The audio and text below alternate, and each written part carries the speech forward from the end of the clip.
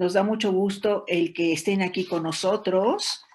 Nosotros nos sentimos honradas de tener a tan distinguidos comentadores, a tan distinguidos escritores, a tan distinguidos investigadores, como lo son la doctora Luz María Casas Martínez, como lo es la doctora María Guadalupe Pichardo García, como lo es el doctor Carlos Viesca Pérez. Les leo una pequeña semblanza de cada uno de ellos. Comenzaré con la doctora María de la Luz Casas Martínez, con quien también iniciaremos luego la presentación del libro, y es lo siguiente: ella es una conocidísima bioeticista y médico cirujano de la UNAM, que tiene maestría en bioética por la universidad, tiene maestría en bioética, es doctora en ciencias en área de conocimiento de bioética de la UNAM. Pertenece al Sistema Nacional de Investigadores, creo que ya está desaparecido, pero bueno, miembro honorario de la Asociación de Bioética de El Salvador, Guatemala y Honduras. Premio Esculap en Bioética 2017. Ha sido presidenta de la Academia Nacional Mexicana de Bioética y consejera de la Comisión Nacional de Bioética. Actualmente es profesora investigadora en el Centro Interdisciplinario de Bioética de la Universidad Panamericana y tutora del posgrado en bioética de la UNAM. Actualmente también es investigadora en el Centro Interdisciplinario de Bioética. La doctora Luz María Guadalupe Pichardo García, con quien tuve el honor de coordinar la obra, es licenciada en Biología, maestra en Humanidades en la Universidad de la Ciudad de México, doctora en Ciencias con especialidad en Bioética en el posgrado de la Facultad de Medicina de la UNAM. Obtuvo mención honorífica. Lleva desde el 2005 como profesor investigador de la materia de bioética en la Facultad de Ciencias de la Salud, en la Facultad de Derecho en la Universidad Panamericana y en la maestría de bioética en el posgrado de la UNAM y en la Escuela de Enfermería del Hospital Español. Tiene un libro publicado sobre comités de ética en investigación y conmigo coordinamos el libro Bioética Recobrada, un regreso a los límites, que por cierto, también olvidé decir que la doctora María de la Luz Casas Martínez es autora de uno de los importantísimos capítulos del libro. Ahora bien, les presento al también muy conocido doctor Carlos Viesca Pérez. Él es médico cirujano por la Universidad Nacional Autónoma de México, historiador y filósofo de la medicina. Sus campos de investigación son principalmente la historia de la medicina en el México prehispánico y ahora se está dedicando a la bioética. Tiene ya varios años, como lo acabo de comentar, en este campo y es coordinador y profesor, además investigador de la UNAM. Ha escrito varios artículos de bioética. Fue por muchos años presidente de la Asociación de Historia y Filosofía en la Antigua Escuela de Medicina de la UNAM. Actualmente es el presidente de la Sociedad de Historia de la Medicina Interna, con numerosos reconocimientos nacionales e internacionales, y ha trabajado en distintas instituciones, porque entre ellas me enteré que también en el TEC. Muy bien, pues esta es la presentación de nuestros distinguidos invitados. Yo me reservo mi propia presentación. Pues muy bien, entonces, como lo anuncié, si le damos la palabra a la doctora María de la Luz Casas Martínez. Adelante, doctora, qué gusto tenerla por aquí. Gracias, gracias a ustedes y a todos los que nos acompañan para platicar un poco sobre el contenido de este libro, Bioética Recobrada, un regreso a los límites, cuyas autoras, como bien lo dijo la doctora Cuellar, son ella misma y la doctora Luz María Pichardo. Y pues yo creo que, bueno, a mí me pidieron que viera el aspecto médico de la obra, pero el aspecto médico nunca se ha desligado en la historia de la medicina del aspecto ético, porque no se puede ser un buen médico y tampoco personal de salud, llámese enfermera, llámese cualquier otra persona que trabaja en el campo de la salud, si no se actúa con ética. Porque realmente no bastan los conocimientos, sino que desde el origen de la medicina, del origen del cuidado de la salud de los demás, el aspecto ético fue lo que lo motivó. O sea, ¿por qué las personas trabajan en el campo de la salud? Porque tienen una vocación de servicio. porque, si se quiere decir más filosóficamente, porque tienen amor al prójimo. Entonces, las personas del campo de la salud están motivadas a realizar las acciones médicas o de enfermería o las que les correspondan en ese momento, precisamente por amor al prójimo. Entonces, esta vocación de servicio, pues está ligada completamente al ejercicio ético. Así que no se puede desligar la actuación científica con la actuación de servicio, de amor al prójimo. Así que, pues este libro, pues lo que nos está dando es una pauta de cómo los profesionales de la salud deben reflexionar en el campo del bien. Porque, como ustedes saben, pues la ética nos impone, ¿verdad? La ética es una convicción moral personal que se va formando en la conciencia de cada persona a través no solamente de las vivencias, sino de la reflexión. Y para eso es tan importante el conocimiento, los nuevos conocimientos, las nuevas propuestas, podríamos decir, que se pueden llegar a introyectar y formar una nueva forma de pensamiento en cada persona con la formación de una conciencia recta o bien formada. Así que, pues es indispensable que todas las personas que nos dedicamos al área de la salud tengamos en cuenta, pues, este campo de conocimiento. Actualmente, como ustedes saben, en muchas facultades y escuelas del área de la salud ya se imparte la materia de bioética, pero todavía no se tiene una homogeneización de los contenidos, ni tampoco de las formas de pensamiento que en ellas se exponen.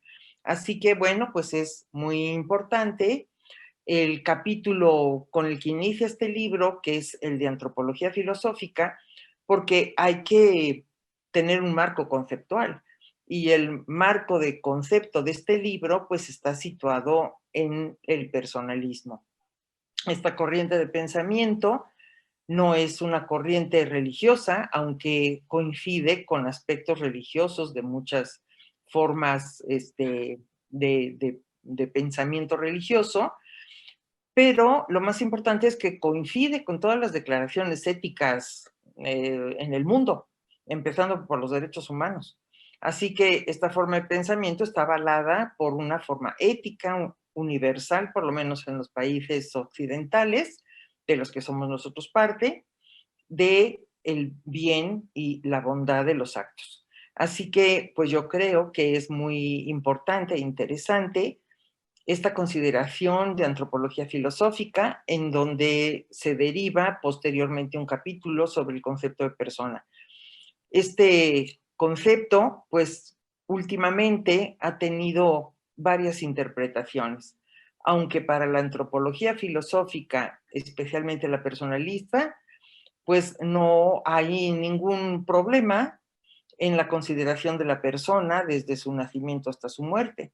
Pero otras formas de pensamiento que no tienen un sustento, ni siquiera tienen un sustento en las declaraciones de ética, pues postulan otras formas de concepto de persona.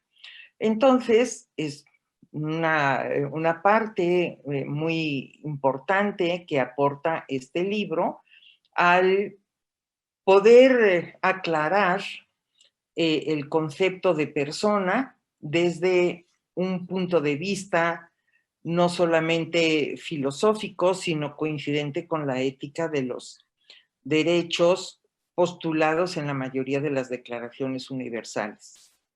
La otra parte que viene posteriormente a esto es el de la ley y la medicina. Esto ha sido un cambio del siglo pasado a ahorita, porque anteriormente los médicos solamente eran juzgados por los médicos, únicamente que tuvieran delitos del fuero común, ¿verdad? Pero dentro del área médica, los médicos tenían un fuero específico para ser juzgados por pares. Y poco a poco, ante el avance del concepto de autonomía, pues se fue ampliando esto al área del derecho. Y por lo tanto ahora el ejercicio de la medicina no solamente requiere conocimientos médicos actualizados y competentes, sino también el conocimiento de la ética y ahora el conocimiento del derecho, qué es lo legal y qué es lo ilegal en el ejercicio de la medicina. Y pues aquí vienen algunos problemas que afortunadamente pues tenemos este capítulo para aclararlo, porque no siempre coincide el derecho con la ética. Hay actos que son legales, pero son antiéticos, y hay actos que son antiéticos, pero son legales. Entonces, pues esa correspondencia entre ética y derecho no es exacta. Y bueno, se entiende bastante porque el derecho está para cambiarse, ¿verdad? El derecho se actualiza, el derecho no es un sello en el mundo, sino que todas las leyes pueden ser modificadas cuando se vaya actualizando el concepto más justo. Así que muchas leyes injustas pueden ser cambiadas. En cambio, en el campo de la ética, el bien y la verdad, pues son por sí mismas y por lo tanto no tienen cambio. Tienen una aceptación o conocimiento según el momento histórico en que nos encontramos, ¿no? Pero esta diferencia creo que es muy importante porque mucho del ejercicio de la medicina se ha cambiado porque las personas dedicadas al derecho han impuesto legislaciones que luego los médicos tienen que acatar, aunque vayan en contra de su práctica ética. Entonces, es muy importante tener en cuenta que el derecho otorga pues beneficios como el consentimiento informado, los derechos del paciente, pero que también tienen que reflexionarse si las leyes que no coinciden con la ética deben de ser modificadas. Entonces, este capítulo creo que nos da pautas muy importantes a los médicos en la práctica y pues luego pues tenemos un capítulo muy importante sobre enfermería y bioética. Esto es interesante porque en el campo de las ciencias de la salud, todo el personal de salud es aquel que está en contacto en las instituciones de salud con el paciente, no es nada más el médico. Y esa es una parte, creo que es muy interesante de aportación en México, en el sentido de que las declaraciones o códigos que se hicieron pues ya hace casi 20 años por la Secretaría de Salud y en ese momento la incipiente con bioética, pues consideran al personal de salud en general, lo cual es una terminología muy afortunada, me parece, porque en la mayoría de los países pues se tiene un código para médicos, un código para enfermeras, al rato va a haber un código para enfermeros, para médicas, y cada vez se atomiza más el asunto, ¿verdad? Pero creo que es pues un avance interesante el considerar al personal de salud como un ente general, porque todos estamos inmiscuidos en la misma atención del paciente, en el bien del paciente. Así que, y lo vemos ahorita, por ejemplo, con las vacunas, ¿no? Que hay un grave problema en donde se considera personal de salud a los médicos y las enfermeras. ¿Y qué pasa con todo el demás personal de salud que está cercano a los pacientes y que también tienen que ver con la calidad de la atención y también tienen que ver con la ética en el cuidado de estos pacientes, en la ética del servicio o como dijimos anteriormente del amor al prójimo, ¿no? Entonces, pues es muy importante esta consideración. Y como les decía anteriormente, pues tenemos pues una aportación que creo que puede clarificar muchos aspectos de esto. Pero para el médico en especial, toda la vida de un ser humano es importante.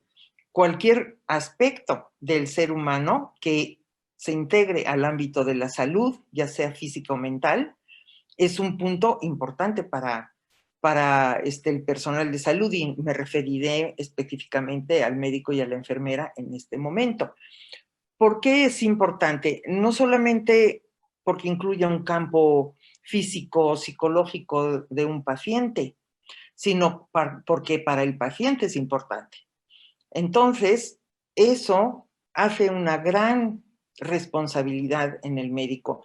No para todos los pacientes una entidad o un problema psicológico o físico tiene la misma importancia, pero en cuanto a que el paciente se la dé y es parte de su concepto de beneficencia, nosotros tenemos que abocarnos al tratar de ayudarlo en el sentido que a nosotros nos corresponda, ¿verdad?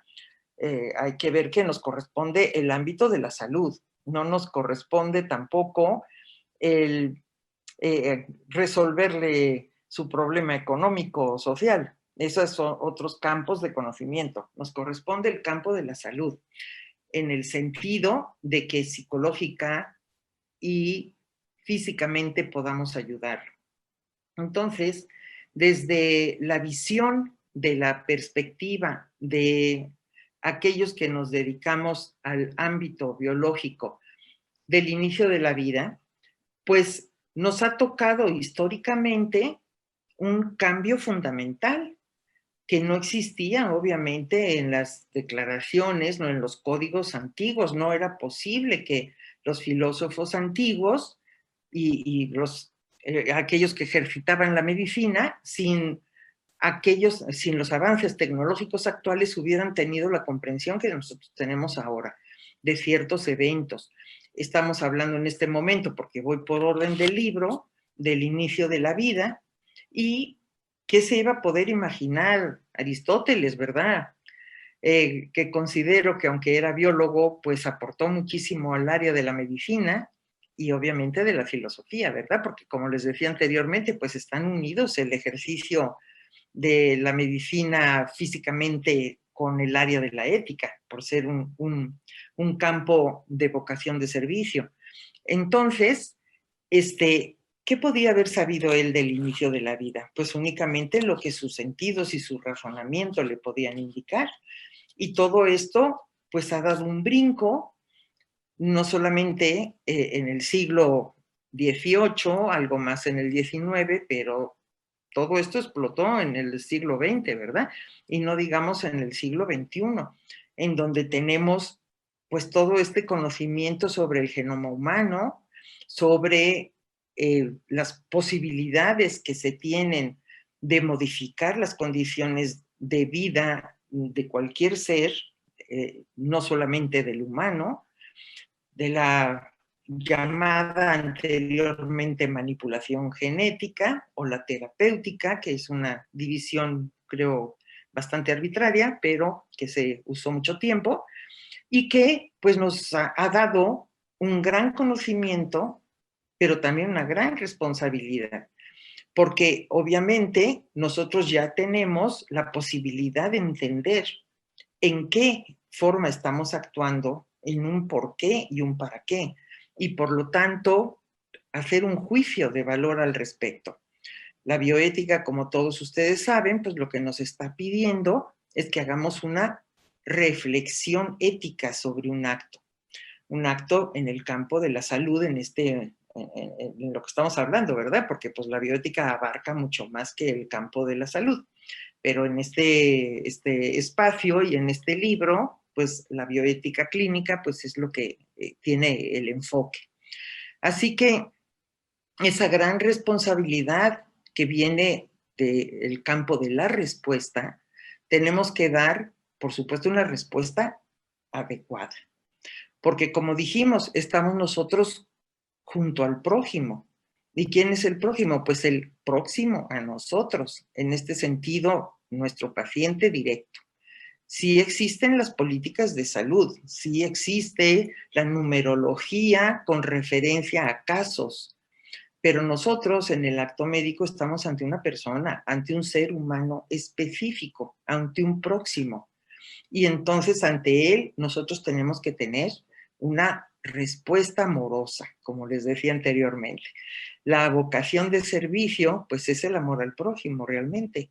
Entonces tenemos que acordarnos de que tenemos pues una vocación que servir. porque si nosotros negamos nuestra vocación, nos frustramos a nosotros mismos. Tenemos una necesidad de actuar a través de una vocación personal. Así que, pues en el inicio de la vida, pues tenemos un compromiso muy fuerte porque tenemos conocimientos muy fuertes y posibilidades de actos en forma muy amplia. Entonces, pues estos capítulos que se dedican a varios aspectos del inicio de la vida, pues creo que son muy aplicativos en el campo de conocimiento práctico. Tenemos varios capítulos que nos están hablando sobre el diagnóstico prenatal, sobre la reproducción asistida, el aborto, las células madre. Son campos que a lo mejor no todos manejamos en nuestro campo de conocimiento práctico, pero que tenemos obligación de conocer, porque nosotros como personal de salud no solamente somos ejecutores o estamos restringidos a nuestro quizás muy especializado campo de conocimiento, sino que todos nosotros, por la gran posibilidad que ahora sí que la suerte quizás nos dio, el destino, como lo quieran ustedes señalar, somos también personas a los cuales el público pregunta, los pacientes preguntan, la familia pregunta. No voy a decir que todos somos profesores, ¿verdad? Por ello, pero sí somos expertos, podríamos decir, para el público. Y por lo tanto nos van a preguntar, aunque seamos, por decir una cosa, dermatólogos, nos van a preguntar qué opinamos del uso de células madre. Aunque seamos oftalmólogos, alguien nos va a preguntar qué opinamos sobre el diagnóstico prenatal. Y tenemos obligación de conocer en general, pero con la profundidad que nos dan la biotecnología actual, que tenemos que tener por lo menos en conocimiento lo suficientemente que nos haga entender el problema. Entonces, como no solamente somos una parte, podríamos decir, técnica del campo de conocimiento, sino también somos, en cierta forma, educadores o divulgadores de ciertas verdades en el campo de la medicina, pues es muy importante, independientemente de nuestro pequeño campo de conocimiento, el tener un amplio conocimiento, por lo menos con las bases suficientes para sustentar una argumentación de aspectos que rebasen nuestro campo actual, pero que están relacionados con el ámbito de las ciencias de la salud. Y eso también nos lleva a los últimos capítulos sobre el fin de vida, que como les decía, toda la vida del ser humano es importante para nosotros, porque cualquier aspecto que se suscite durante la vida de un sujeto tiene importancia para ese sujeto, ¿verdad? Y por lo tanto también para nosotros. Pero en el campo que se ha escogido aquí en el libro de fin de vida, pues tenemos dos capítulos, uno de paliativos y otro de voluntades anticipadas, que nos llevan directamente a la reflexión de calidad de vida, que es un aspecto novedoso, podríamos decir, de consideración en la medicina, y también al de eutanasia, que pues cada vez tiene una fuerza mayor en el mundo y que hay que reflexionar pues en forma muy crítica sobre no solamente a plazo corto, sino a mediano y a largo plazo, qué consecuencias ante la ética y no solo ante el derecho, sino en la formación de la moral social va a tener este tipo de acciones en nuestro país y en el mundo. Así que yo creo que este libro tiene una aportación directa, como me pidieron que hablara del aporte a los médicos. Pues es que no se puede hablar de un buen ejercicio de la medicina sin el ejercicio adecuado de la ética. La ética médica, como les decía, está ligada al ejercicio práctico de los campos de la salud. Así que me parece que es muy importante, muy aplicativo, porque ¿Por qué es importante actuar éticamente? Porque todos somos agentes morales, porque todos tenemos una conciencia moral, independientemente de la formación que se haya tenido, o de la forma de conocimiento, o de la forma de abstracción. Pero el hecho de que tenemos una conciencia y que pensamos si algo está bien o mal, pues es algo humanamente general, es parte de la naturaleza humana. Y por eso es importante que para nosotros, aquellos que creemos que estamos ejerciendo una vocación de servicio, estemos con la conciencia, podríamos decir, tranquila. O sea, poder dormir en paz y decir hice lo mejor posible. Aunque la ley pueda decir alguna cosa al respecto en favor de la ética o en contra de la ética, y por eso se toma también el tema de la objeción de conciencia, nuestra rectitud de conciencia personal es algo que solamente cada uno de nosotros puede obtener. Y la paz espiritual que esto da, pues nos da a nosotros una base de calidad de vida. Una persona intranquila moralmente con ella misma, pues definitivamente no puede tener una calidad de vida, aunque económicamente sí la tenga. Entonces, esta forma, podríamos decir, de pensamiento, de rectitud de pensamiento, de saber que hicimos lo mejor posible, no voy a decir que actuamos con el bien absoluto, ¿verdad? Porque eso no existe, pero sí, en nuestras posibilidades hicimos todo lo que pudimos para actuar en beneficio del paciente y de la misma medicina, porque nosotros somos responsables del buen nombre que tengan las ciencias de la salud y tenemos que respetarlo. Pues yo felicito a las autoras de este libro de Bioética Recobrada y agradezco que me hayan dado unos momentos para platicar con ustedes. Muchas gracias. Gracias a usted, doctora Casas. La verdad es que todo lo que nos ha comentado es de extremo interés, entre ello, por ejemplo, la relación entre ética y derecho, que es vital en nuestros días. Y dijo muchas cosas más interesantísimas que merecerían comentarios aparte, pero pues el tiempo nos apremia. Entonces, le agradecemos mucho su participación y nos quedamos con el mensaje que usted nos envió, en donde sabemos que para la medicina, para los profesionales de la salud, cualquier ser humano es importante en su vida y en su salud, en sus propios derechos y en el respeto a su dignidad. Muchas gracias, doctora. Bueno, pues ahora cedo la palabra al doctor Carlos Viesca, en el que pues también ya lo presenté brevemente y le damos la bienvenida, doctor Viesca, por favor. Muchas gracias, doctora. En primer lugar, bueno, agradecer mucho a la Universidad Panamericana y a las autoras del libro el que me hayan invitado para esta presentación, en donde además por mi parte pues hay una amistad ya de largo rato con ellas. Y a mí me gustó muchísimo el libro desde que lo leí antes de que se publicara. Y punto central, bioética recobrada. Yo creo que este es un punto muy interesante que ha sido discutido y medio platicado en otros ámbitos, pero yo pienso que esto ya de por sí está planteando una actitud de carácter fundamental que nos lleva justamente a recalcar la importancia de este texto. La bioética se debe de recobrar todos los días. ¿Por qué razón?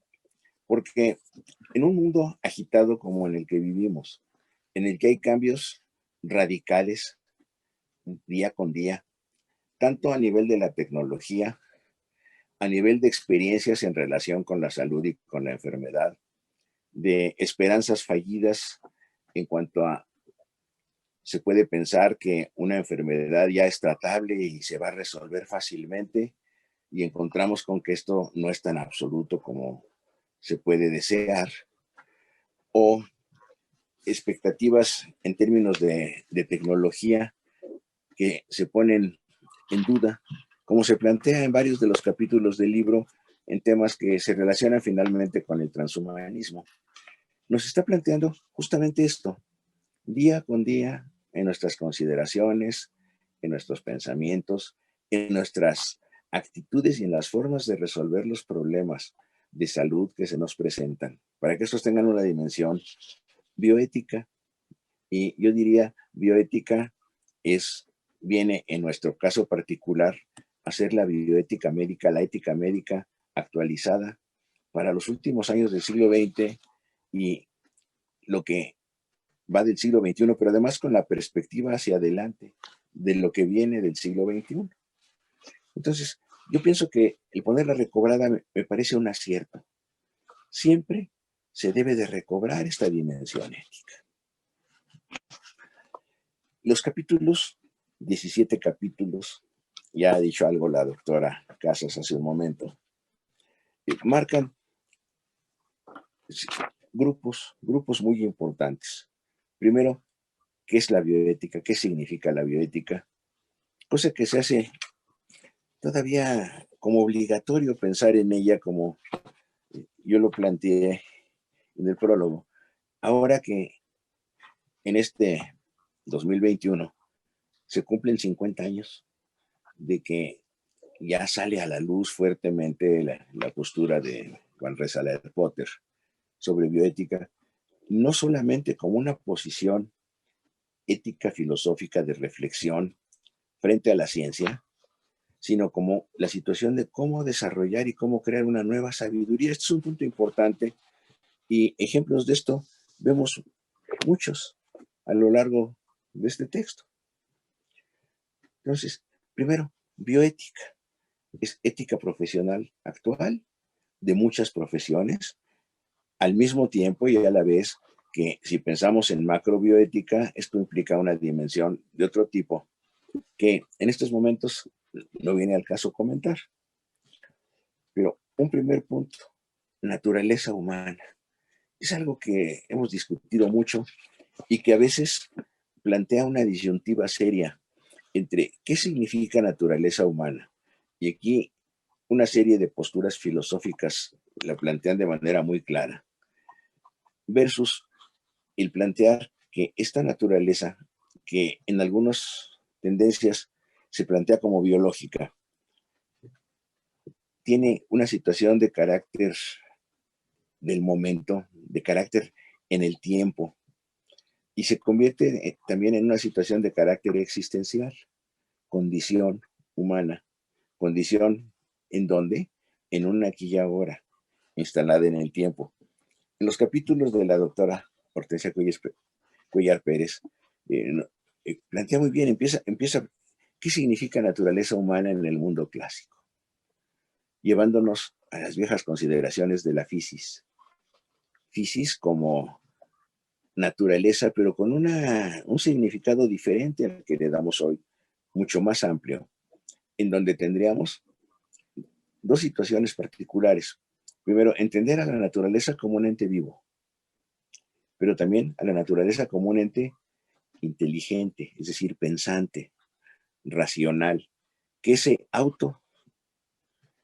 autorregula.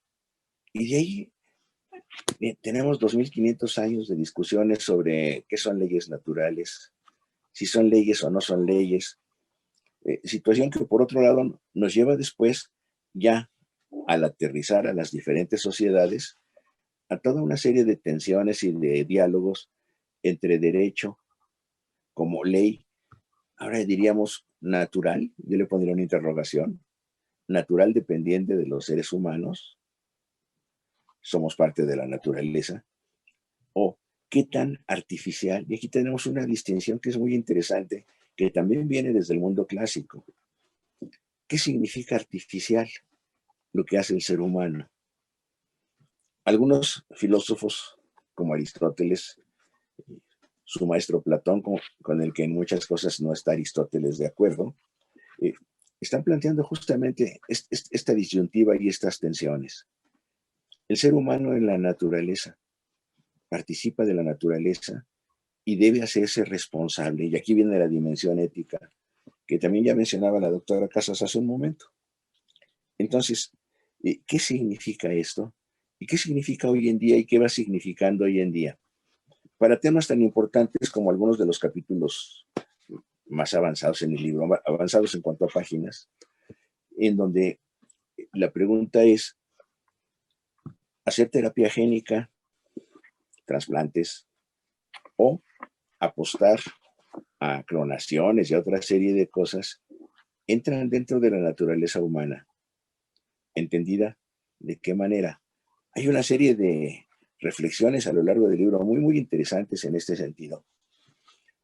Desde un punto de vista de filosofía clásica y de un humanismo personalista que las dos coordinadoras del libro y buena parte de los autores, y más que todos, lo asumen como su posición personal.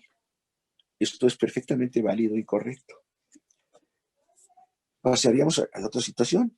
¿Cómo considerar naturaleza humana hoy en día no es posible si no le damos una dimensión de antropología? De antropología no solamente física, sino antropología filosófica. Ya en el sentido de algunos postkantianos como Cassirer, por ejemplo, en donde la pregunta es otra vez central. Tenemos que hablar de sujetos, tenemos que hablar de individuos en concreto. Persona no se puede quedar tampoco en abstracto. Es otro punto importantísimo. Y este capítulo a mí me gusta mucho, lo he leído varias veces y de repente se lamenta y bueno, pues los límites de extensión de un libro también nos obligan a ciertas cosas, pero siempre hablamos de Descartes y de Kant. Hay una discusión limitada, muy clara y muy correcta, pero dicen, no, bueno, a mí me hubiera gustado un poquitito más, pero eso es para otro libro. Este capítulo da para un libro completo, por supuesto. Y planteamos una ética del consenso. Este punto en el pensamiento de Habermas, que aquí la doctora Cuellar lo establece muy claramente, es muy importante. ¿Qué significa consenso? ¿Y qué significa consenso en términos de ética? Y aquí se abre una interrogación que es muy interesante. ¿Ética con mayúsculas o ética con minúsculas? Lo que da paso a una pluralidad en términos de contexto. Habermas es un autor que esto lo trata muy finamente y de manera muy interesante, pero aquí nos lo ponen en la mesa. Es decir, no olvidemos esta situación que es importante per se. Otro punto central, dignidad humana. Es algo que nos ha preocupado mucho a muchos de nosotros durante mucho tiempo y es una situación que se va haciendo cada vez más evidente y cada vez más urgente de apreciar. Para mí es algo importantísimo el estar planteando qué significa humanismo, qué significa dignidad en los términos en los que los empieza a definir ya hace poco más de 500 años, un pico de la Mirandola. Él partiendo también de una situación personalista y en términos de reconocer el ser humano como a imagen y semejanza de Dios, lo que esto le da una dignidad que él toma la palabra de dignitas, las insignias que tienen los cónsules romanos en cierto momento, pero que le quita el término de insignia, y aquí la doctora también Cuellar Pérez lo maneja muy claro, fundamental para hablar de humanismo. No podríamos hablar de derechos humanos si no consideramos dignidad. Y se abre una discusión interesante. Dice, ¿humanismo es perenne, está en todos los tiempos? Por supuesto que sí, yo estoy plenamente de acuerdo con ella. Y esto da una diferencia cualitativa a las diferentes posturas filosóficas, éticas, bioéticas en la actualidad. Y lo que esto nos lleva a la práctica de profesiones como es la medicina. Ya decía la doctora Casas hace un momento, pensar en medicina ya no significa nada más pensar en médicos. La misma complejidad de la atención médica nos está hablando de equipos de atención de la salud, en que en primer lugar aparece equipo de profesionales médicos. ¿En qué sentido?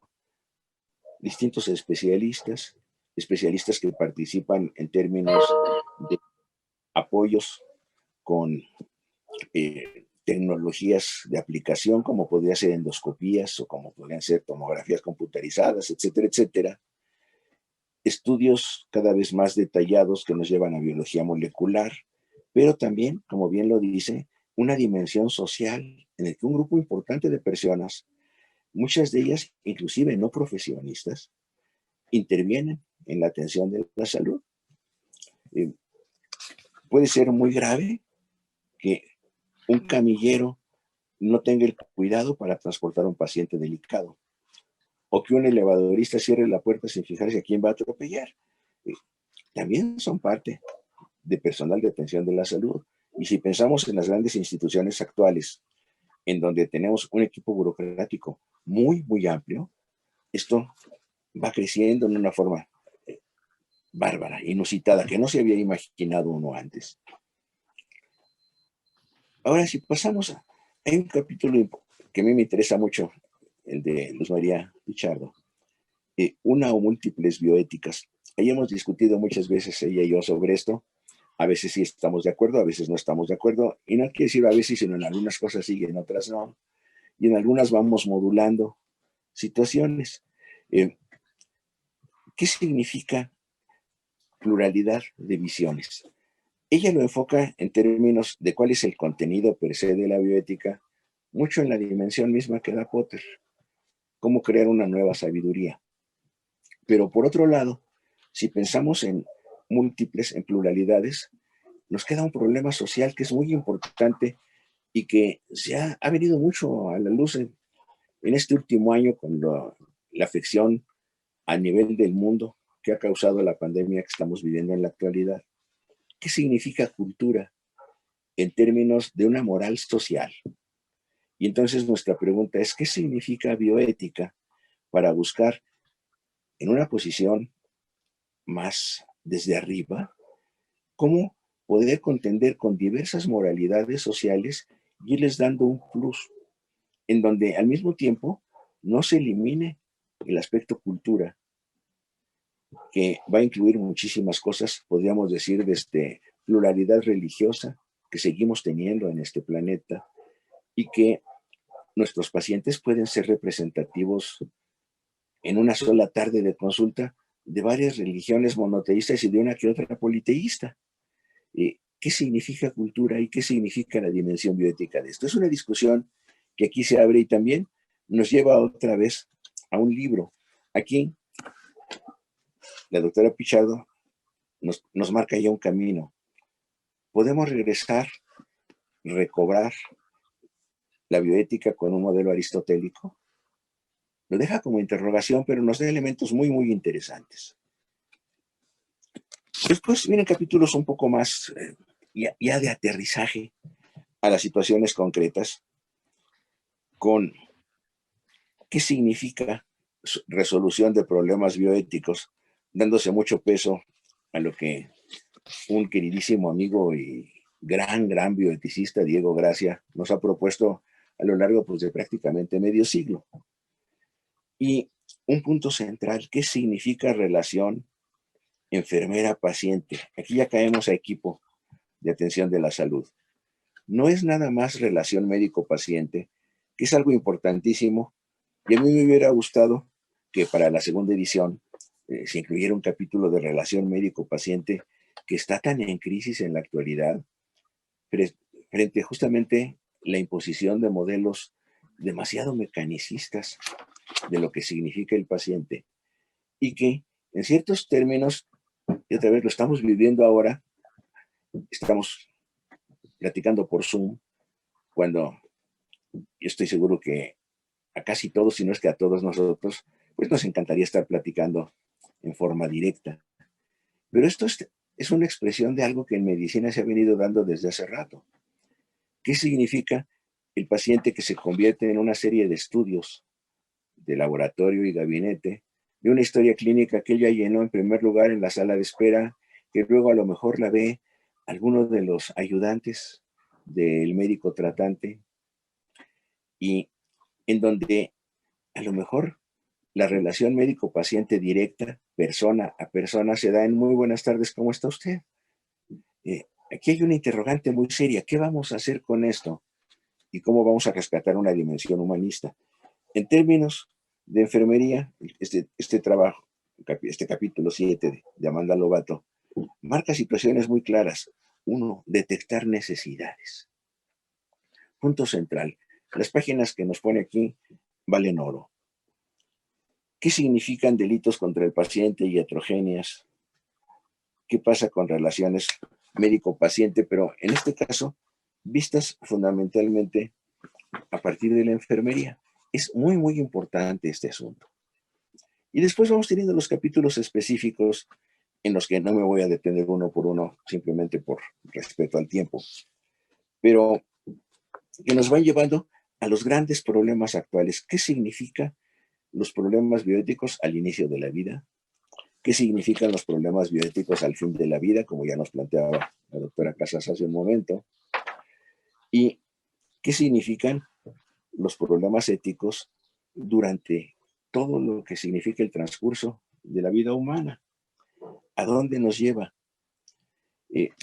Aparece aquí las situaciones del transhumanismo. Aparece aquí la situación de aborto y eutanasia en términos de, ¿sería ético poner fin a una vida humana? ¿En qué condiciones? El surgimiento de los cuidados paliativos como una respuesta en términos de no a la eutanasia. O inclusive a lo mejor planteando si el cuidado del paciente terminal y los cuidados paliativos en realidad significan eutanasia en el viejo sentido de la palabra, no de quitar la vida a alguien, sino buscar que la persona en cuestión acceda a una buena muerte, a una muerte lo menos dolorosa y con el menor sufrimiento posible. Son puntos realmente muy importantes y que no se acaban de discutir. El diagnóstico prenatal, por ejemplo, es otro punto importantísimo. ¿Qué sucede si tenemos la capacidad de diagnosticar anomalías congénitas terribles en la criatura que está en el vientre de su madre y cada vez más desde etapas más tempranas? Esto nos ha llevado a plantear otra vez y replantear y discutir en qué momento ese preembrión, ya usé la palabra pre, eso no es persona humana. ¿En qué momento ya no pensamos en preembrión, sino simplemente una célula fecundada ya va adquiriendo la dimensión de persona humana? Situaciones que son muy importantes porque de ahí se desprenden actividades y posibilidades, sobre todo en términos de lo que comentaba un momento, de lesiones importantes. Síndrome rubiola, por ejemplo, sería algo que se podría considerar, o ya en embriones o en fetos el descubrimiento de lesiones muy graves que van a ser incompatibles con una vida adecuada. Pensemos el desarrollo de una criatura anencefálica. Pues, cada capítulo nos da para un libro en realidad, ¿verdad? Y punto importantísimo, objeción de conciencia. ¿Dónde están la posición ética asumida con todo el compromiso que esto significa seriamente? No es una camisa que se cambia todos los días. En relación con ciertas de estas posibles actividades o el tratamiento de ciertos enfermos. Ha sido traído y llevado 1,000,000 de veces el ejemplo de si le ponemos sangre a fuerzas a una persona que es testigo de Jehová. Dejo el ejemplo al aire. ¿Qué significa mi objeción de conciencia y qué significa pasar por encima de las creencias íntimas? Y aquí hablo de creer en el sentido de asumir en el corazón de un paciente que no comparte esas creencias con las de la persona que lo está tratando. ¿Significa imposición? Yo diría que no. Significa respeto a la posición ética, moral, inclusive porque no todos los profesionales de la atención de la salud alcanzan a reflexionar filosóficamente esto. Quizá nos quedamos en moral social, pero es válido que defiendan su moralidad, pero poniendo un punto central. Y en las páginas del libro aparece una y otra vez qué significa el beneficio del paciente. punto fundamental, ¿verdad?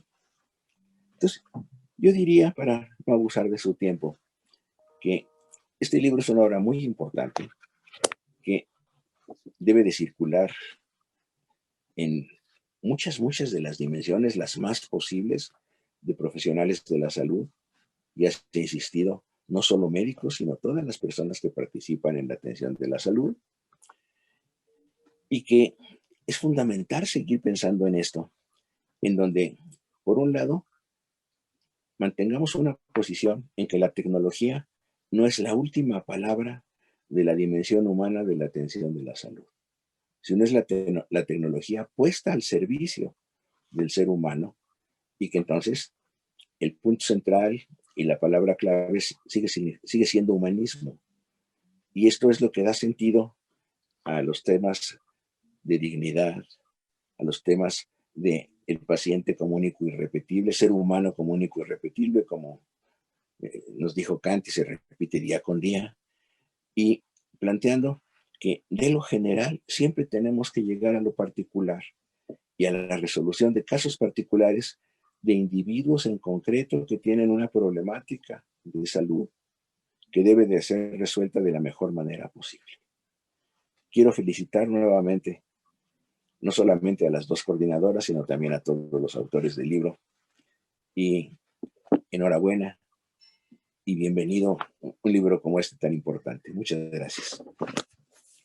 Pues muchas gracias a usted, doctor Viesca. Realmente su presentación, igual que la de la doctora Casas, nos han dejado pues preguntas, nos han despertado inquietudes. Al mismo tiempo ha tratado asuntos tan importantes como lo que significa ser humano, lo que significa naturaleza humana, en qué se distingue esta expresión en sentido clásico y en sentido moderno, que pues aquí nada más un pequeño apunte.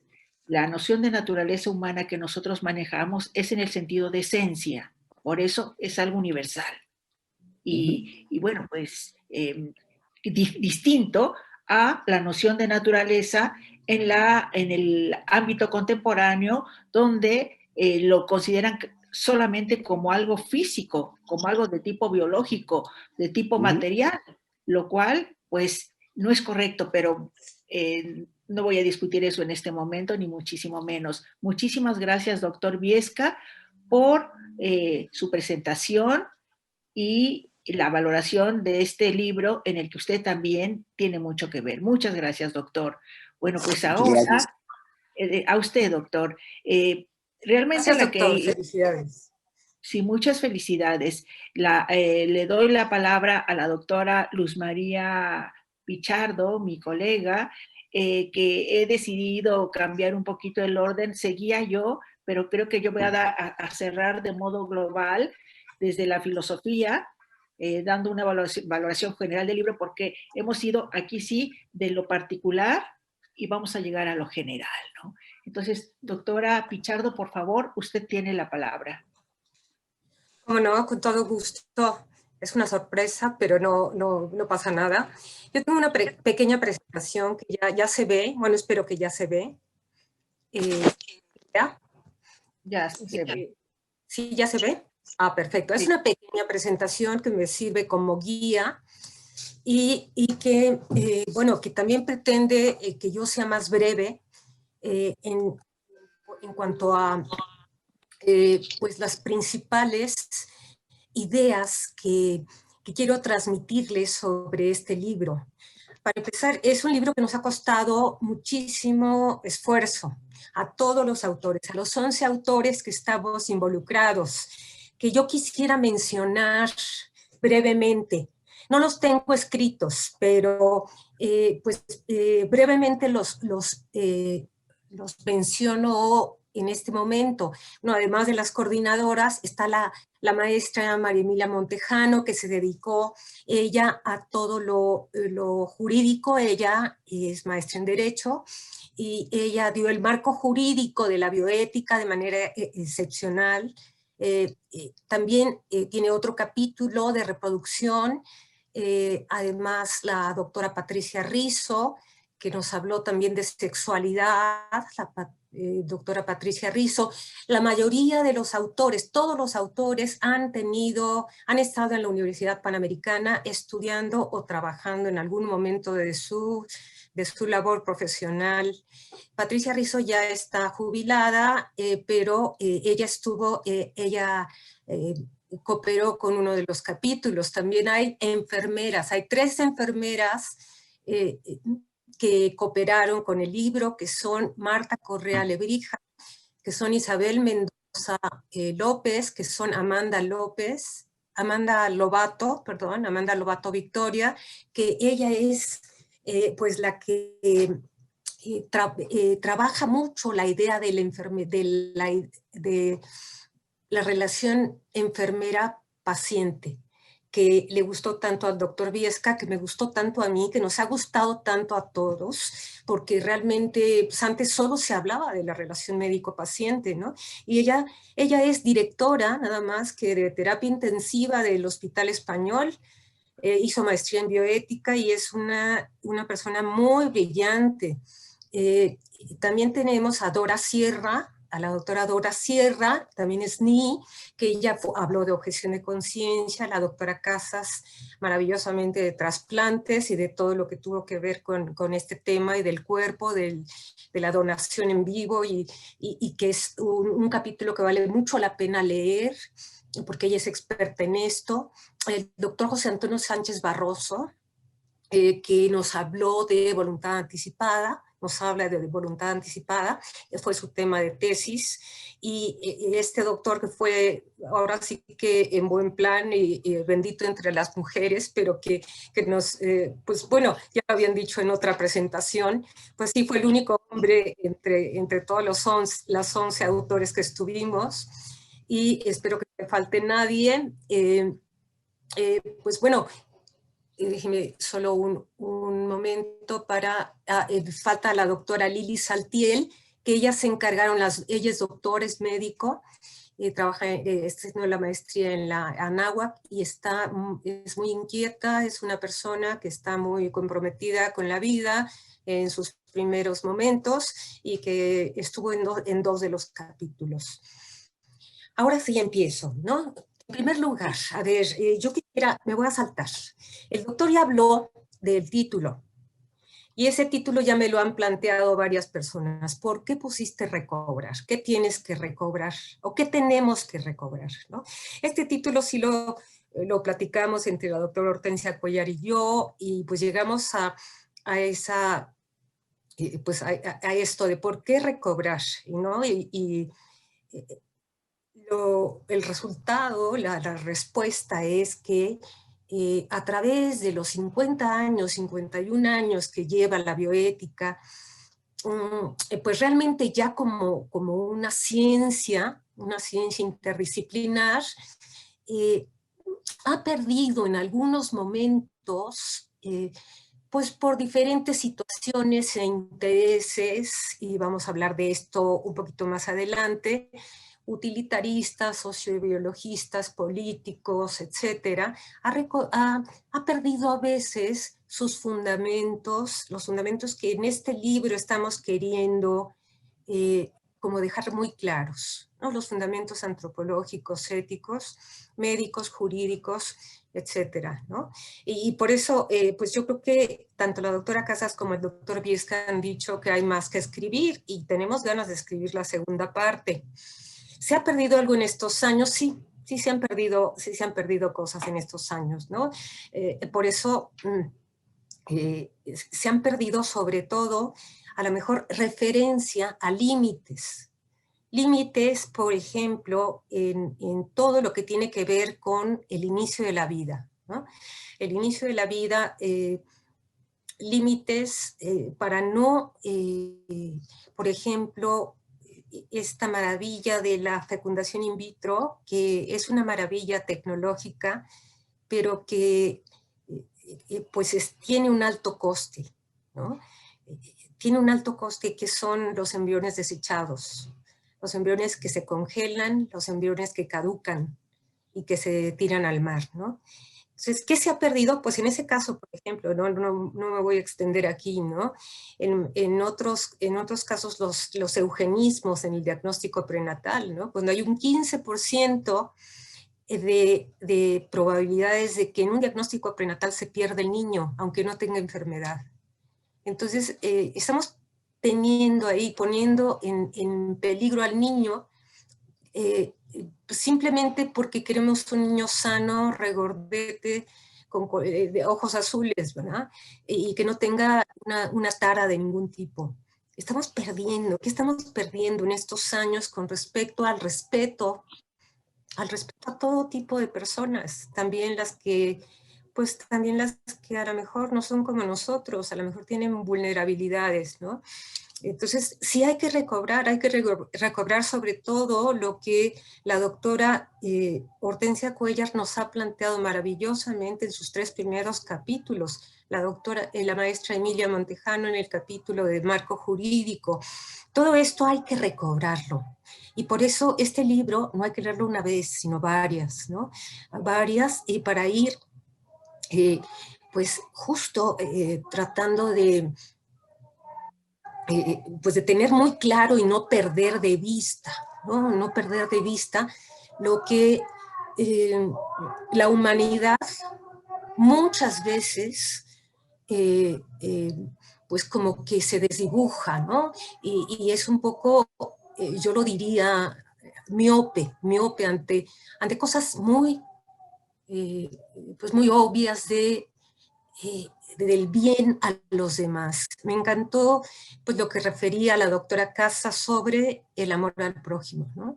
Este amor al prójimo que en las ciencias de la salud es el enfermo, es la familia del enfermo, y bueno, entre los médicos, yo creo que son el equipo de medicina, ¿no? que hablaban, porque también ellos sufren también cuando sus pacientes mueren o miren todo esto pues de exceso de trabajo, etcétera, entre los residentes. Por eso, miren, aquí tenía yo este pequeño texto de Chesterton, ¿no? Que se los introduzco. Nos encontramos con una obra ¿no? Obligada en el momento actual que viven la ciencia y la tecnología. Entonces yo se los corroboro, ¿no? Necesitamos este libro y necesitamos una segunda parte, como lo han dicho. La necesitamos porque no hay algo así, y miren que puede ser un texto de una materia, pero también puede ser un libro maravilloso para especialistas, ¿no? Para especialistas que vayan a encontrar pues justo las bases, los cimientos importantes y pierdan esa miopía, ¿no? Esa miopía que nos lleva a ver al hombre pues quizá achicado, ¿no? Como al hombre hacia abajo, con un doble estándar que habla Volney Garrafa, ¿no? Un bioeticista brasileño muy connotado. En realidad, no es que sea la época más peligrosa nunca antes vista, sino que tiene, como siempre, en la historia de la humanidad sus propios riesgos, tal como los dice acertadamente Chesterton. Cada generación, desde hace un siglo, cree que su locura no tiene precedentes, pero somos humanos y tendemos a repetirnos a nosotros mismos, ¿no? Pues aquí está, ¿no? Tenemos locuras ahorita, ahorita esta locura es el transhumanismo, es a finales del siglo pasado fue la biología exagerada, la biotecnología que se ha desarrollado exageradamente y que es la era de la biología y ahorita es la era de la biotecnología. Pero esa biotecnología, pues tenemos que marcarla o tenerle un marco, un contexto muy definido para no pasarnos, ¿no? No pasarnos de esos, sobre todo, de esos límites de los que habla también el título, ¿no? Habla de límites que a veces esa palabra no nos gusta. La palabra límites no nos gusta, porque dice, ¿por qué me van a poner límites? Y sobre todo ahora que la autonomía y la libertad están, pues no sé, exacerbados, lo vamos a mencionar un poquito más adelante. Pues lo que pasa es que ahorita múltiples intereses en el mundo, y eso lo toco yo en mi capítulo, pero se toca también en otros capítulos del libro, por ejemplo, las utilidades en la industria de la salud y en el campo biotecnológico son asombrosamente multimillonarias. Son impactantes, ¿no? Simplemente los bancos de semen, ¿no? Simplemente, ¿no? Si está el semen de Brad Pitt, ¿no? O de George Clooney, o no sé de quién decirles, ¿verdad? Pero no va a estar. Pero bueno, son todo el FIBET, ¿no? Fecundación in vitro, son multimillonarias. Y si ustedes quieren hacerse ricos, a ver, váyanse primero al armamento, ¿no? Vendan armas a Irak o no sé a quién, pero, y luego, segundo, droga, ¿no? La droga es multimillonaria. Y luego, váyanse a la industria de la salud. El campo biotecnológico es el tercero, asombrosamente multimillonario, que define prioridades que pasan por encima de todos los valores existenciales relevantes, como es el a la vida, al ser humano y a la salud. Y eso es muy tremendo, ¿no? También los otros, ¿no? También los otros, o sea, las armas, la robótica, que ahora está pues, haciendo robots para la guerra, los narcos que son terribles, ¿no? Pero estos robots para la guerra, robótica para la guerra que están haciendo los rusos y también los gringos, ¿no? Yo me imagino que los americanos también, pues son realmente espeluznantes. Nuestro libro, este libro, que de verdad que lo hicimos con mucha pasión y con mucho gusto y que ha tardado un poco por la pandemia, este libro nos describe, y todos los autores se dan a sí mismos con una maestría, rigor y sencillez, los fundamentos filosóficos, éticos y jurídicos de esta ciencia joven. ¿Por qué es joven? No podemos decir que es igual que la medicina, que tiene milenios. La matemática, no sé, otras ciencias que son milenarias. No, esta tiene 50 años, 51 años, jovencita. Pero bien orientada nos conduce a calibrar y orientar nuestra conducta en el campo indispensable, que es de los principios y valores morales en el campo de la vida, ¿no? La bioética.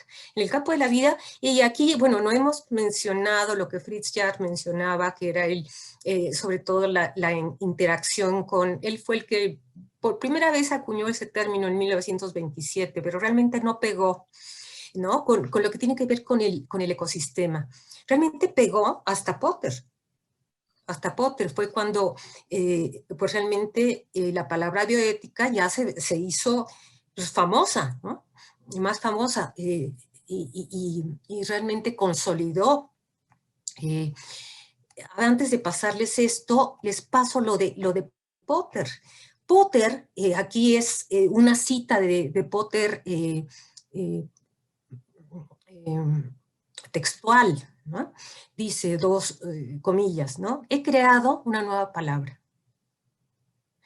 Y él sabía de Fritz Jarr, pero lo decía con conocimiento de causa. He creado una nueva palabra y una empresa intelectual también nueva, la bioética. Empresa intelectual. Porque él hablaba de razonamiento, ¿no? En un libro que lleva ese título. La he definido como la puesta en común del saber biológico y los valores humanos. Potter no sospechaba que la palabra bioética haría fortuna. ¿De qué manera? Pues la verdad, si pensamos la cantidad de escuelas, diplomados, libros, congresos, quizá todavía no son tantos, ¿no? Pero que en estos 50 años han salido por todo el mundo, aquí en México simplemente, pero también sobre todo en Europa, ¿no? En Europa, en Estados Unidos, la bioética de verdad es pues ha hecho fortuna, ha hecho fortuna. Y bueno, ¿qué pasa con, bueno, digamos que otros intereses? Esto ya se los se los había dicho. La palabra, a ver, 3 dogmas que no van con la bioética, ¿no? Que según un autor, Agnus Dawson, que es un australiano de Sydney, de la Universidad de Sydney, que él escribe sobre todo de salud pública, pero también escribe muchísimo de bioética. Y es fan de la bioética, es fan de la bioética, de la verdadera bioética, ¿no? Y nos dice este autor que, pues que él no coincide con que la autonomía esté sobre todo. Y pues yo tampoco, ¿no? Y yo creo que nuestro libro tampoco. No, la autonomía no es absoluta. No es absoluta. Tiene sus límites, ¿no? Y no puede ser que yo decida cuándo morir, que decida qué quiero investigar y que no me importe.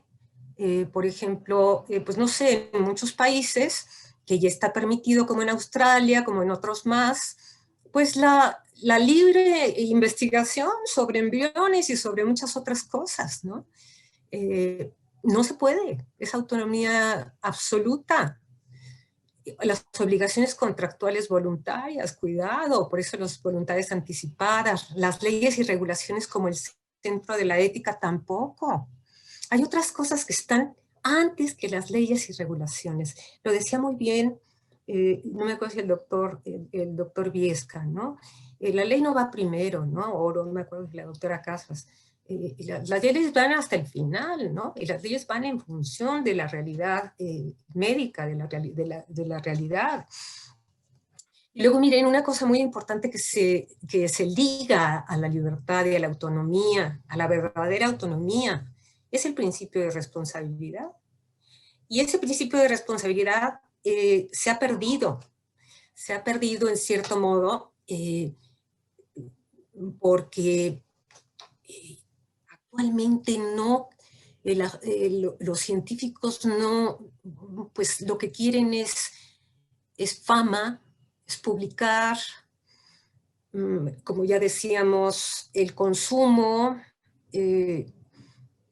mucha eliminación de valores, todo esto que dice Habermas está secando a las democracias liberales, ¿no? La manipulación de la biología del hombre, sobre todo, como mencionaba también el doctor Viesca, ¿no? En el transhumanismo está esto de la nanotecnología, estas tijeras que ya les dieron el premio Nobel de las dos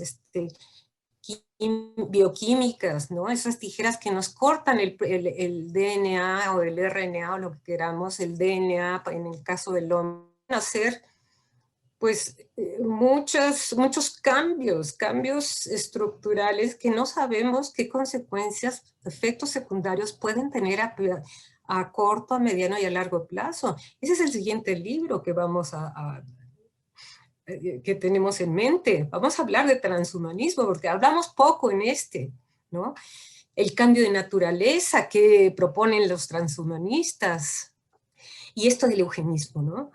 Morir o nacer con tal o cual calidad. Esto ya se sabe que desde el siglo XVIII, desde el siglo XIX, se ha querido tener, ¿no? Pues son solamente razas perfectas, ¿no? Como la aria, como otras, ¿no? Cuidado. Por eso, pues sí, ¿por qué pusimos los límites? Un regreso a los límites. Pues porque eso es nuestra, a ver, esa bioética la tenemos que recuperar a través de límites, unos límites que no sean límites, digamos que arbitrarios, sino que sean límites muy bien reflexionados, límites que vienen de la naturaleza humana, límites que defienden la naturaleza humana, ¿no? Y por eso en contra de esa autonomía absoluta. Y es un apetito difícil de colmar, ¿no? Porque la gente pues quiere todo, ¿no? Quiere todo. Esto ya lo vimos, dice, ¿qué significa en el lenguaje corriente? ¿No? La necesidad de asegurar la marcha del progreso científico y técnico. Pues eso es necesario, ¿eh? No vamos a detener la marcha del progreso científico y técnico. pero sí frenar sus excesos por respeto al hombre. Frenar sus excesos por respeto a la humanidad, por respeto a cada ser humano de manera individual. La bioética tiene esa misión, tiene esta misión, convencernos razonablemente, y perdón, voy a quitar esto de aquí porque no veo, razonablemente de tratar del porvenir del hombre, ¿no? Vamos a tratar de que el futuro, nuestros hijos, los hijos de nuestros hijos, pues tengan esos, digamos que esos avances sin los riesgos tremendos pues que por ejemplo, la física tuvo a principios del siglo XX. Esos horrores pues de la bomba nuclear, ¿no? En 2020 cumple 50 años esta aceleración de Potter, ¿no? De la alerta ecológica de la contestación ética, ¿no? Pues él vivía en ese tiempo y se dio cuenta, ¿no? Su puente al futuro reunía las preocupaciones surgidas de los progresos industriales de la posguerra, que le tocó vivir joven, los horrores de la Segunda Guerra Mundial, ¿no? La contención del crecimiento, que tocó en los 70s, ¿no? No, cuidado que nos vamos a acabar los alimentos. Habían hecho dudar la confianza de los sabios, de los juristas y de los políticos para defender el hombre contra sí mismo. Pues, ¿qué pasa, no? Eso se había hecho dudar. Pues ahora hay que recuperar la confianza. Vamos a recuperar esa confianza que nos plantea aquí Potter, ¿no? Unión de lo humanístico y lo experimental. Otra vez, él lo dice, ese puente entre los valores y las ciencias experimentales. Este enfoque interdisciplinar indispensable que ya han hablado, el reto es descubrir una racionalidad que sustente la investigación y que no sean meras utilidades e intereses políticos. Recuperar la centralidad de la dignidad del ser humano como el conocimiento de cómo utilizar el conocimiento, lo dice Potter, el conocimiento de cómo utilizar el conocimiento. Y bueno, ya por último, pues vemos conjuntos de escritos científicos serios sobre todo esto. Bueno, aquí hablamos de estos temas, de antropología, de ética, de axiología, los primeros capítulos, la doctora Hortensia, principios, Madre Emilia Montejano, y códigos, leyes, declaraciones, informes, pues ¿cuáles? Pues, y miren, nosotros íbamos a regalarles un libro digital si nos dicen algunos informes importantes en bioética. Les regalamos un libro digital. Pues como las relaciones médico-paciente, los dilemas médico-clínicos, la experimentación en humanos. No hablamos del equilibrio en los ecosistemas en nuestro libro, pero sí en el siguiente, trasplantes, voluntades anticipadas, cuidados paliativos, ¿no? Todos estos que son, pues yo les diría, pues los principales temas del conjunto de escritos que tenemos en este libro, que miren, con tanto gusto y pasión quisimos escribir, y todos estuvieron de verdad, que a la altura, ¿no? Estuvieron a la altura del libro, y esperamos que se difunda mucho y que podamos a corto plazo escribir una segunda parte. Les agradezco su atención y lo que me escucharon. Gracias. Pues muchísimas gracias, doctora Pichardo. La verdad, ha sido un gusto el escucharte. Ya sé que eres una apasionada de la bioética y todos los temas, pues la verdad los conoces perfectamente. Eres una profesional y por eso, Gracias. pues, me congratulo. Has tocado también asuntos muy interesantes que ahora, bueno, yo trataré de recoger algunos de ellos y de hecho los he recogido, pues porque pensé que tal vez habría que dar una contextualización general de todos estos interesantísimos tópicos trabajados por los especialistas y reunidos en este nuestro libro, Bioética Recobrada, un regreso a los límites. Bueno, pues ante todo, muchas felicidades, querida Luzma. Ay, de que es un placer, tú lo sabes, lo hemos disfrutado juntas, a pesar de todos los problemas que se han presentado. Sí, Sí. no. Sí, entonces nada más le voy a pedir por favor a quien está dirigiendo el Zoom, si deja de compartir pantalla. Sí, soy yo la que tengo que dejar de compartirla ya, ¿no? Perfecto. Ya se dejó. Muchísimas gracias. Bueno, pues a mí me da muchísimo gusto el estar aquí con todos ustedes. Y lo primero que deseo es agradecer a la Facultad de Derecho de la Universidad Panamericana y a las autoridades correspondientes el que hayan hecho posible la presentación de este relevante libro, en donde, como ya han dicho mis antecesores, hemos logrado reunir a un grupo de 11 expertos en los distintos temas tratados de 3 prestigiosas instituciones de nuestro país, que es el Tecnológico de Monterrey, la Universidad Panamericana y el Hospital Español. Y debo decir también la UNAM, porque el doctor Viesca, aquí presente, nos hizo favor de escribir el prólogo. Todo esto, como también ya se ha dicho, con la finalidad de conmemorar el 50 aniversario en el 2020 del despunte, que yo no quiero decir fundación, de la bioética en el escenario científico global. El año 2020, por cierto, todos lo sabemos, es un año lleno de paradojas y de acontecimientos inéditos que la historia se encargará de registrar. Pienso, no gratamente, por los estragos letales causados a nivel global por el coronavirus, problema que, por cierto, no trabajamos aquí porque cuando eso comenzó ya habíamos entregado el libro al editorial. Sabemos, como también ya lo han dicho, que el neologismo bioética, fue usado por primera ocasión por Fritz Jarr, filósofo alemán, en su artículo de 1927, Bioética, análisis de las relaciones éticas de los seres humanos con los animales y las plantas, cuyo impacto, como también lo ha dicho la doctora Pichardo, pasó desapercibido en su tiempo, aun cuando planteaba ideas muy relevantes, como el afirmar que la bioética es una disciplina académica, lo estoy citando, que encierra un principio cultural y moral fundacional. Punto. Esta expresión a mí me pareció sumamente relevante, porque precisamente eso representa la bioética en nuestros días por los tópicos que trabaja, los profesionales que la cultivan y el aliento ético que anima su actuación.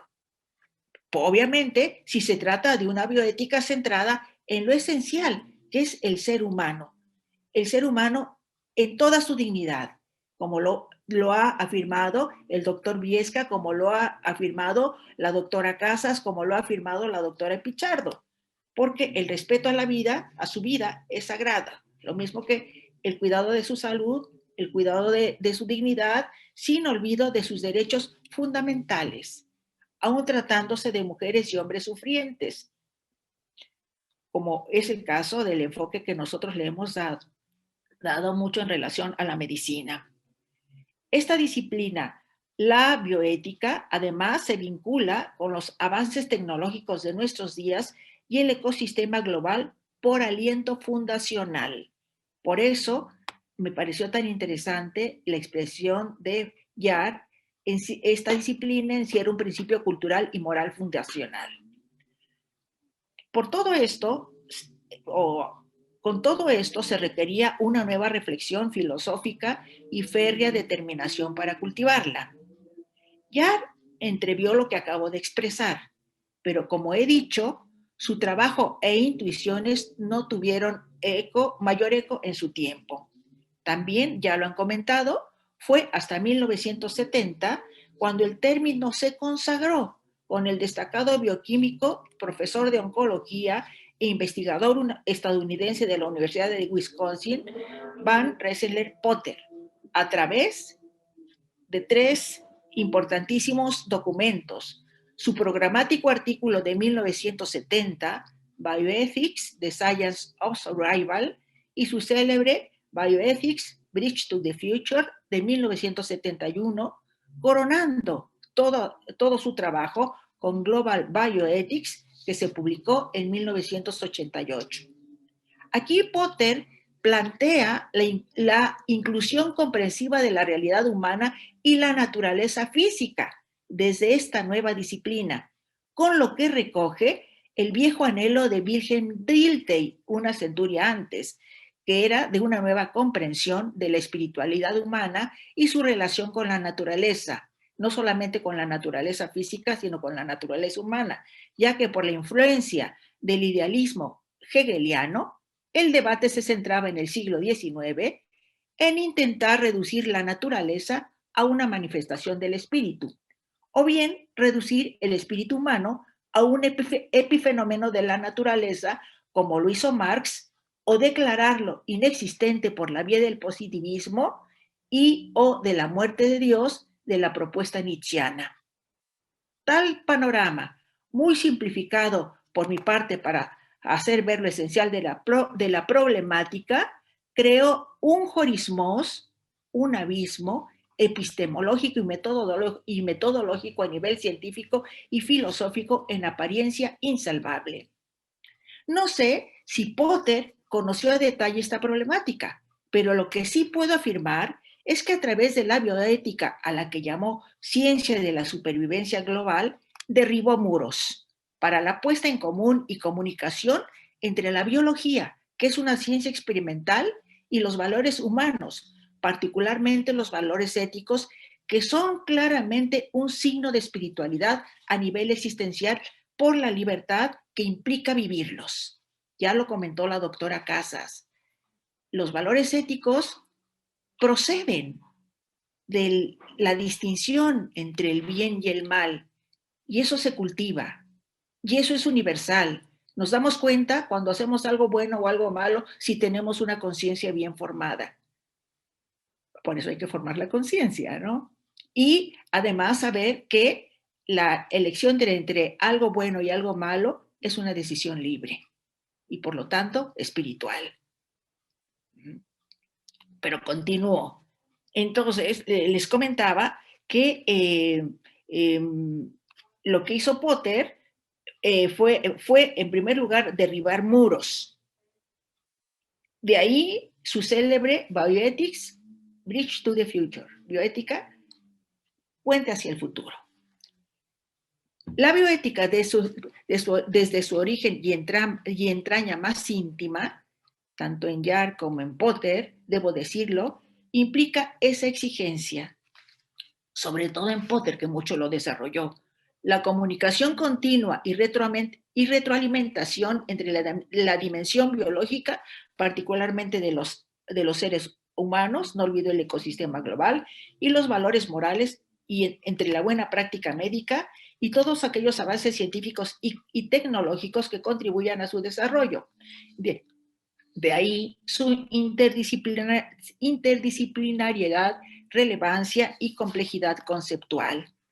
Este horizonte que acabo de plantear nos permitió en el libro una nueva explicación filosófico, biológica y médica, en donde se entrelazan diversas disciplinas que nos permiten afirmar la relevancia de la bioética en nuestros días y la necesidad imperiosa de una sólida fundamentación ético-antropológica, que mencionó muy bien el doctor Viesca, con categorías precisas emanadas del pensamiento filosófico clásico de origen greco-latino y las mejores aportaciones del pensamiento actual, como la ética del cuidado y el reconocimiento, al menos de iure, de la dignidad de las personas, así como la revaloración de la mejor tradición médica del Occidente, recogida en la sencilla expresión llena de significado que emplea la Asociación Médica Mundial, la buena práctica médica. Ajena, lo ha dicho con toda nitidez y oportunidad la doctora Pichardo, ajena a intereses políticos y económicos de diverso cuño, sean de gobiernos, corporaciones transnacionales, farmacéuticas o grupos privados que quisieran prostituirla. Ya el título lo han justificado. ¿Por qué bioética recobrada? Un regreso a los límites.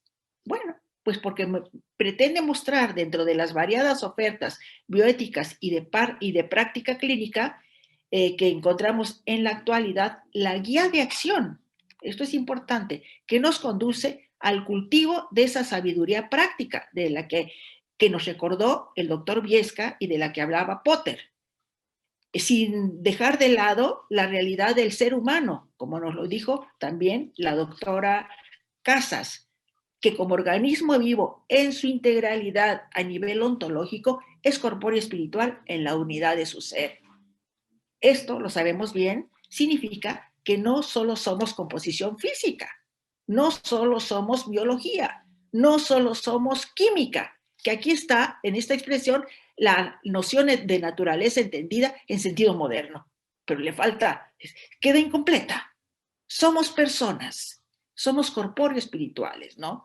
Con una dignidad o valor per se que es sagrado e inalienable, como lo recuerdan multitud de documentos relevantes a nivel internacional, como también nos lo dijo la doctora Casas, entre ellos la Declaración Universal de Derechos Humanos de la ONU y la Declaración sobre la Ciencia y el Uso del Saber Científico de la UNESCO, en su considerando número 21, que defiende al ser humano y su naturaleza propia, tan poco comprendida, discutida y criticada por posiciones liberales, socioculturales, pragmáticas, utilitaristas y tecnocientíficas de diverso cuño. En este tenor, en nuestros días ya hay diversas propuestas surgidas desde el posthumanismo o desde el transhumanismo del que nos habló brevísimamente la doctora Pichardo, en donde el posthumanismo, desde un evolucionismo galtoniano y huxleano, la prioridad parece tenerla el avance de la tecnología sobre las personas, hasta hacer transitar al ser humano hacia un nuevo mundo posthumano, postbiológico, es decir, cibernético y robótico. Como también lo señala acertadamente Francis Fukuyama en su relevante Our Posthuman Future, Consequences of the Biotechnology Revolution del 2002. Y aquí no confundamos el posthumanismo con el transhumanismo, en donde algunos de sus representantes, solo menciono dos, Aubrey de Grey y Natasha Vita-More, trabajan a favor de la mejora humana en distintos ámbitos, o sea, de la mejora, respetando la dignidad humana, ¿no? El primero, en su lucha contra el envejecimiento y a favor de la longevidad humana.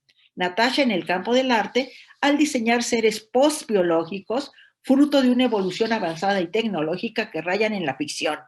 Sin embargo, ella reconoce límites.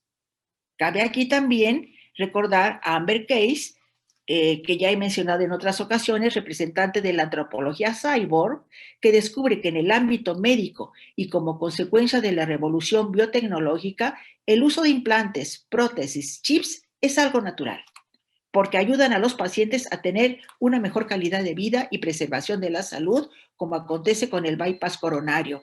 De ahí su afirmación, todos somos cyborgs. Y en algún sentido tiene razón, porque ¿cuántos no tenemos algún tipo de prótesis? Ahora bien, voy a los objetivos, que ya han hablado de ellos, pero los sintetizo.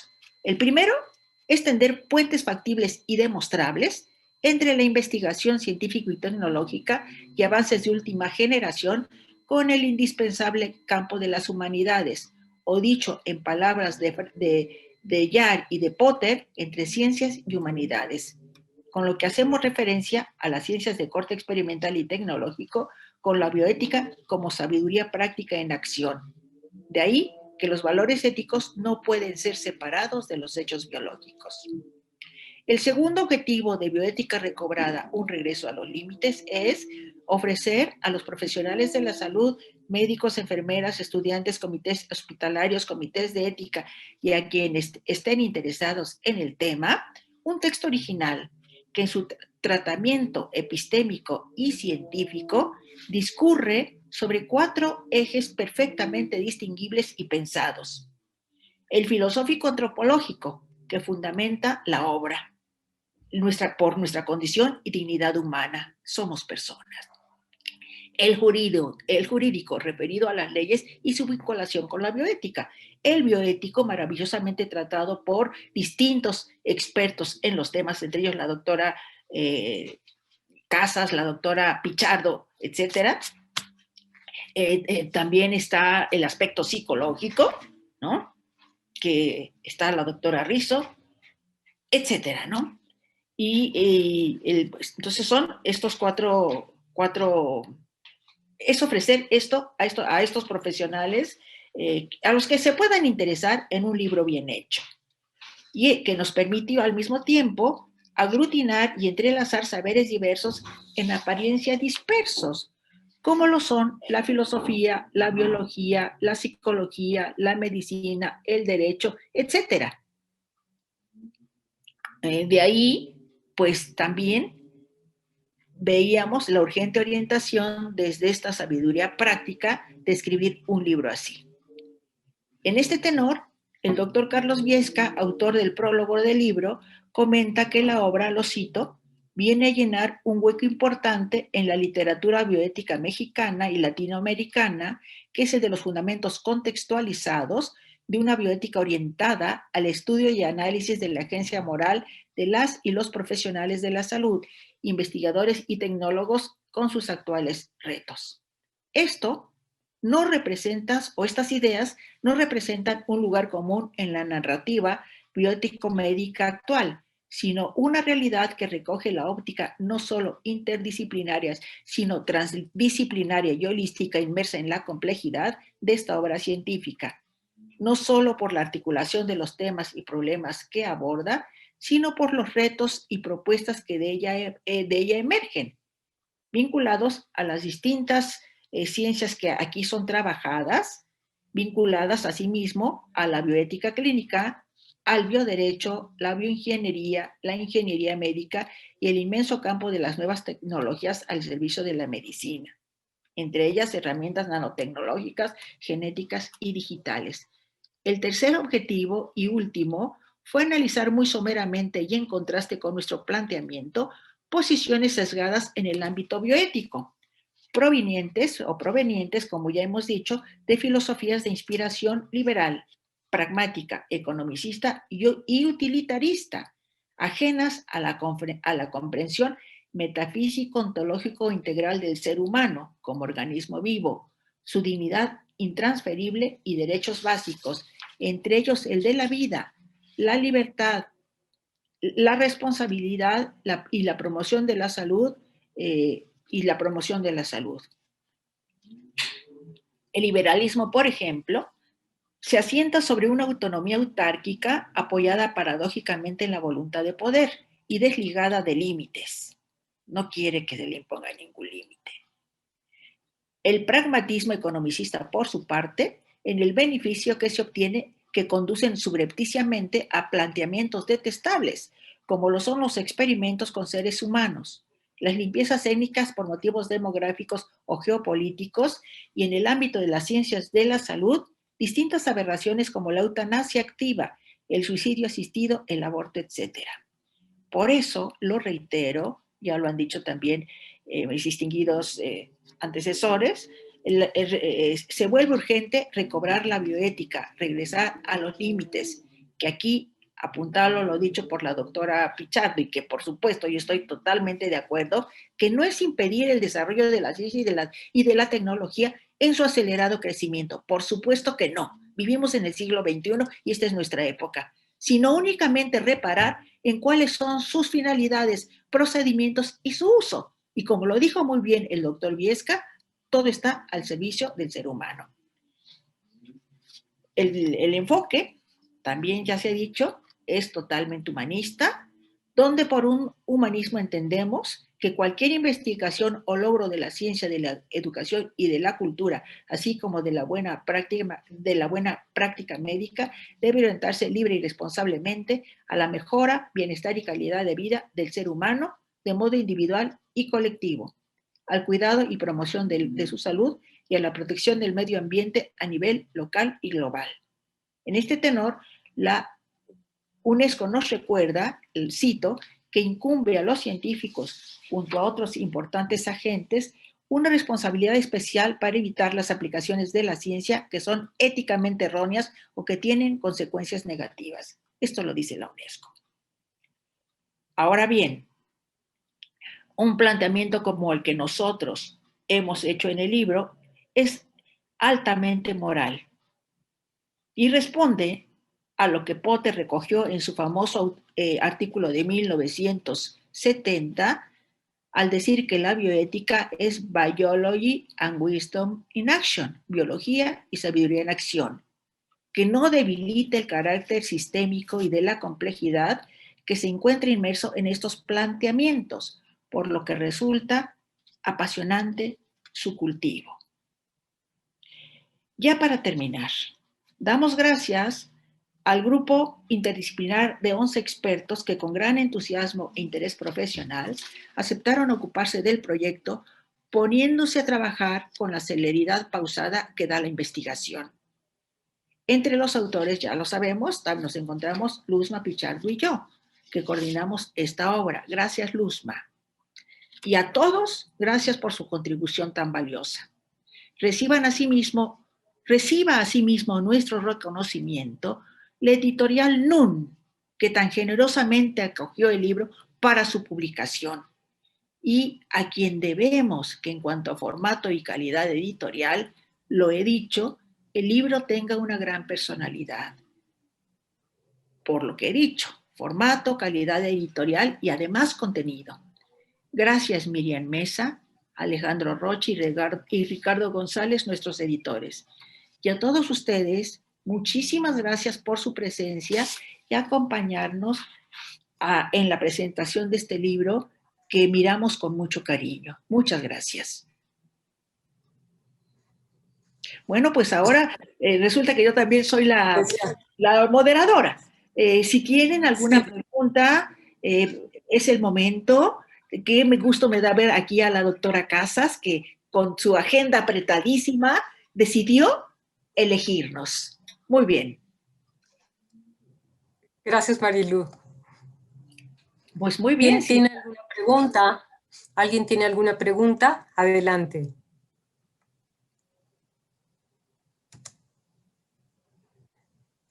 Podemos ver, pues, más o menos algunos del público. Quien quiera, adelante, quien quiera preguntar. Preguntar o comentar. Todo está abierto, por favor. Las aportaciones son sugerir. Muy bienvenidas. Exacto.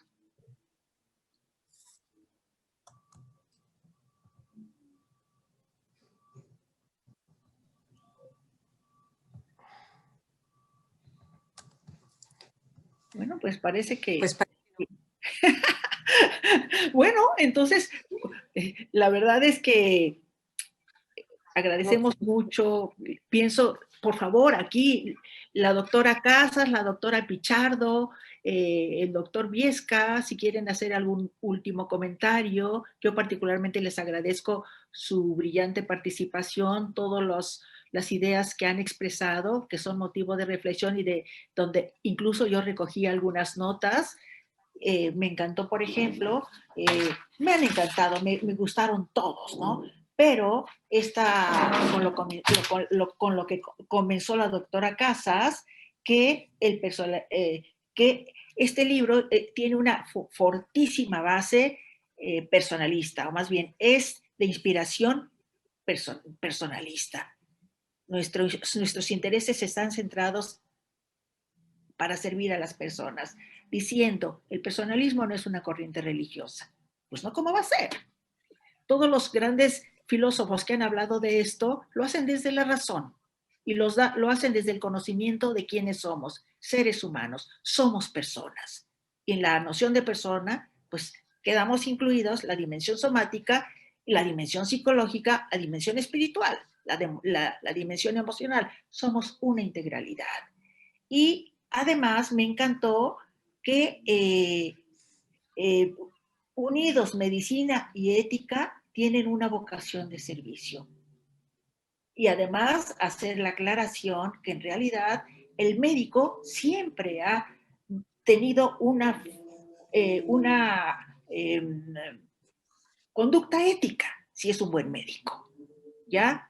Creo que los médicos pueden hablar mejor que yo de esto, desde Galeno, desde Hipócrates, desde todos estos grandes. Pero por favor, les cedo la palabra.